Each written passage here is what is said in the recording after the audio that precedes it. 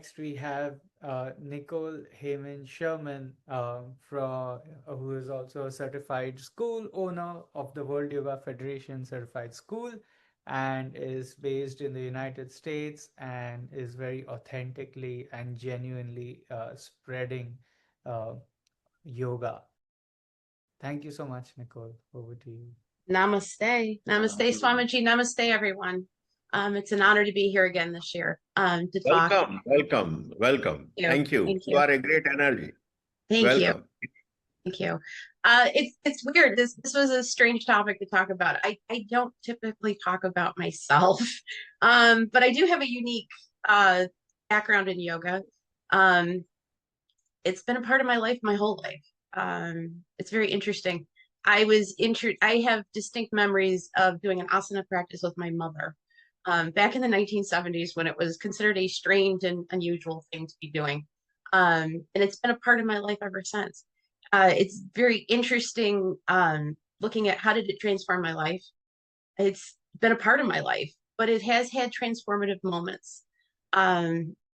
I tell everyone I remember doing yoga in the 70s and 80s and telling people I'm going to go do yoga, and they're like, what are you doing? I joke with people at the studio that I own. Sometimes I did yoga when yoga was considered weird and strange, and it wasn't mainstream as it is today. I've actually watched yoga evolve over the years and over the decades here. One of my comments always is I didn't have my first official yoga mat like what we have today until the late 90s. And it's actually, I still have it to this day. I still use it. It was a gift from my mother. She bought that for me, and I actually put it over my more modern yoga mat. It was definitely, it's dated. It's getting up there in age, but I love it. It's my tribute to her. I lost her back in 2002 to a rare type of cancer. So it's nice for me to kind of honor my mother because I wouldn't be who I am today without her. I remember meditating as a kid. I remember meditating on and off all throughout my life.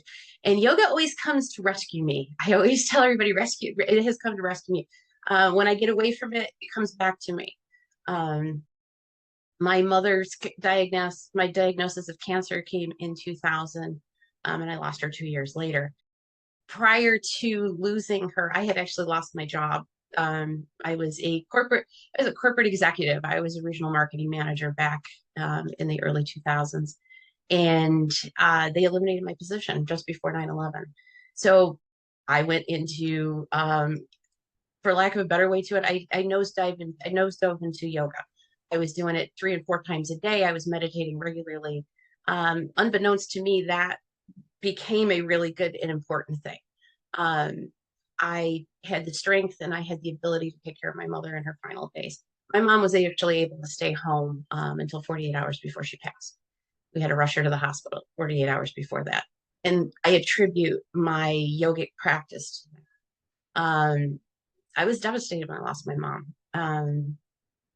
And I got away from what yoga did for me. You know, I had to go through my stages of grief. I had to go through all my things. In the process, my health went downhill. I gained 70 extra pounds.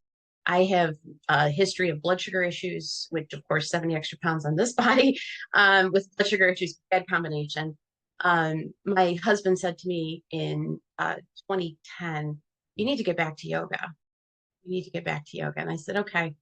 And I started to dabble, in an asana practice and trying to meditate. It just wasn't coming. It took an emergency medical situation that after I healed from that, he got in my face and said, hey, guess what? You need to get back to yoga because your health is not, you're in a bad spot. Mentally, physically, you are not where you should be. And I said to him, yeah, but here's what happens. And here's what's been happening my whole life.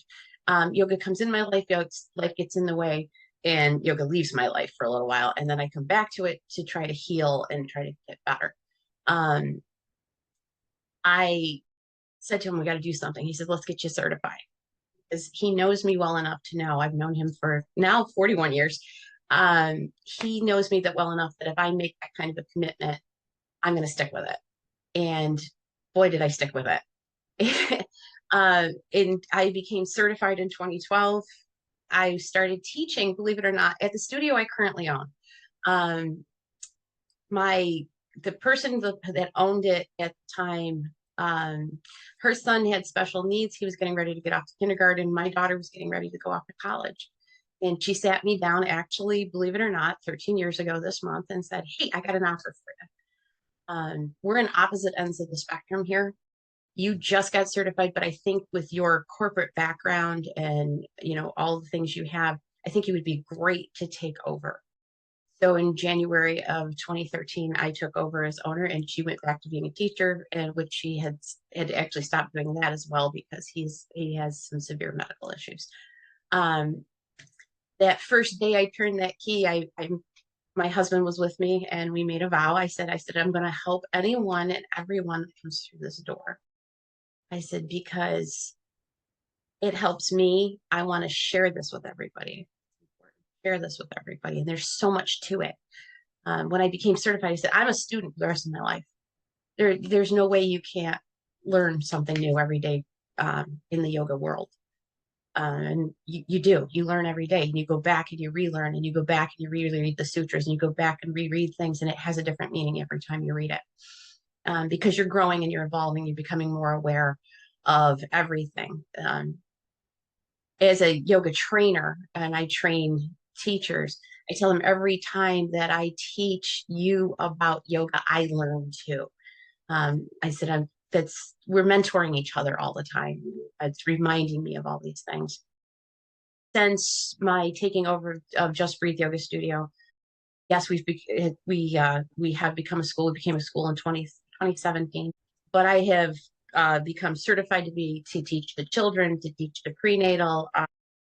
I teach yin on yoga on a regular basis because I think that's important as well. I'm a certified meditation teacher. I have, we won't discuss how many hours of training I have gone through. It's well over 1,000 hours of training, thousands and thousands of hours of teaching, because I make myself available for everyone. To me, that's what I'm here for. That's my purpose in life. I remind everybody the other thing that was very important. In hindsight, we always say hindsight's 2020. The reason I had to fall so far off after my mother passed was it makes me more understanding when I have someone who comes in to my studio or calls me and says, "Hey, I want to try doing yoga. I don't think I can." Yes, you can. I don't look at me right now. Look at who I was before I became certified this time. Let me help you, and we'll walk together through this. And that's why I do as much private practice as I do with people. I have a deep understanding of what people go through and find a yogic practice, whether it's meditation, whether it's whatever it needs. In recent years, I said, I feel like there's something more, there's something missing here. And I said to my husband, I don't know what's missing. He's like, you've covered a lot of bases. What are you looking for? You've gone back to the books, you've gone back to the readings. What is it you're looking for? And I found it. I found Ayurveda, and I said, this is the missing link. This is the glue that I needed to fill in the gaps that I was missing. So now I've become an Ayurveda practitioner. I'm working to become a doctor of Ayurveda at present. To me, these are messages that we need in this world. I just had a young girl come in this week. She's 19. She's full of anxiety. The world is scaring her, and she came in for a drop-in, and she left, and I said, okay, I don't know where this is going. She came in on Friday, and she was like, I don't know what it is about you, but thank you, because this is the first time I feel like I can walk into a room and not be scared and not have to deal with anxiety. We had a long conversation after class, and I told her, I said, come on in. And I said, welcome to my yoga bubble is what I tell people like her all the time. Welcome to my yoga bubble. We live in this different world here. And when people come in all the time, they're stressed out, they're worried, they're scared. The world's a scary place. But I tell them, I said, here, let me give you some tools for your toolbox. And then they take them. And I said, and do me a favor, share it, because we need to. I can't do it alone. we all need to work together as yoga instructors, as meditation teachers. If I can give you a tool and you can share it with somebody else, then we're starting to spread it out. To me, that is the most important thing in the world. And if that's what, when my time is done on this life, if I have reached my purpose is I want to share with you what yoga has shown me and what meditation has shown me, what the philosophy has shown me. If you can be healthier and happier and more at peace in this world, then I've done my job. And I honor my mother for that.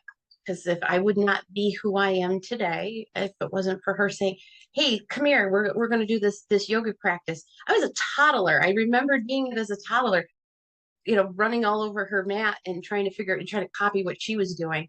And today, I teach to toddlers and I teach to children. This last week, I had a 9-year-old say to me, "Oh, I had to go into a special place that it's an after-school program to keep kids off the street after school." And this 9-year-old said to me, he goes, "Well, you're late." I said, "Well, they have to let me in." And they didn't let me in right away. And I had to ring the call button a couple of times. "Well, if you weren't coming, I was going to my special place because you taught me how to go to my special place and I can meditate, I can relax and I'm going to go do my thing." And I was like, "Well, we can do a little yoga first and then we'll all go there. How's that?" He's like, "That's wonderful." And I'm like, to me, that's what this is all about. We can help each other. We can guide each other. We all fall off the bandwagon. I mean, I tell everybody, my husband was right. If I didn't make the initial step to become certified, I'd probably still be doing what everybody else is doing, coming back to yoga, falling back, not taking care of myself, life getting in the way. And I remind people at my studio all the time, life gets in the way, but you have to make yourself important. And that's where yoga is, even if you can only do it a little at a time. And that's where I'm at. And I'm going to continue to do what I do. And I hope everyone continues to do what they do, because that's how we're going to change this world that we live in today. And I thank you for listening for a few minutes. Thank you, Swamiji. Thank you for the opportunity again to share a little bit.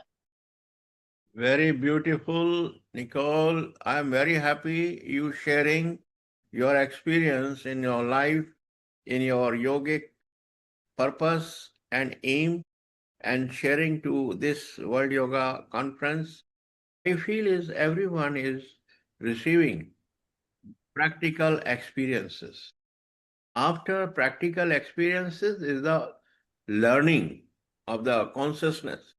So this learning of the consciousness very useful and united to each other.